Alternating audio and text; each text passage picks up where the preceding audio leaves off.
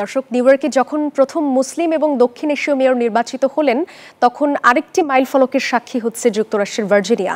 অঙ্গরাজ্যটির lieutenant governor নির্বাচনে লড়ছেন ভারতীয় বংশোদ্ভূত এবং পাকিস্তানি শিকড় সম্পন্ন ডেমোক্র্যাট প্রার্থী ঘাজালা হাশমি।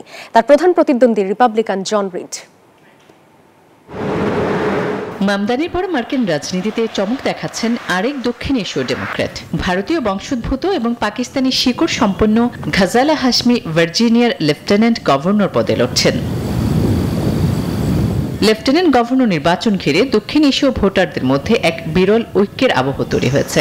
শিক্ষা, স্বাস্থ্যসেবা ও অভিবাসী প্রতিনিধিত্বের প্রশ্নে তার অবস্থান দক্ষিণ এশীয় অভিবাসীদের মনে গভীর সাড়া ফেলেছে।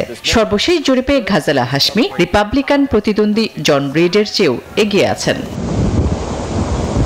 হায়দ্রাবাদে জন্ম নেওয়া ঘাজালা হাশমি পাকিস্তানি ও ভারতীয় উভয় সম্প্রদায়ের কাছ থেকেই পাচ্ছেন ব্যাপক সমর্থন। এই সংযোগেই তাকে বিরলভাবে দুই দেশের প্রবাসী ভোটারদের কাছ থেকে সর্বোচ্চ সমর্থন এনে দিয়েছে। তার পক্ষে আওয়াজ তুলেছেন অভিবাসী বাংলাদেশিরাও। নির্বাচনে জয়ী হলে ঘাজালা হাশমি হবেন ভার্জিনিয়ার ইতিহাসে প্রথম মুসলিম ও প্রথম এশীয় আমেরিকান লেফটেন্যান্ট গভর্নর।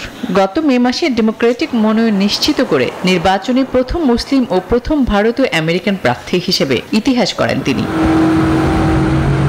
আসমাতুলি, নিউজ 24।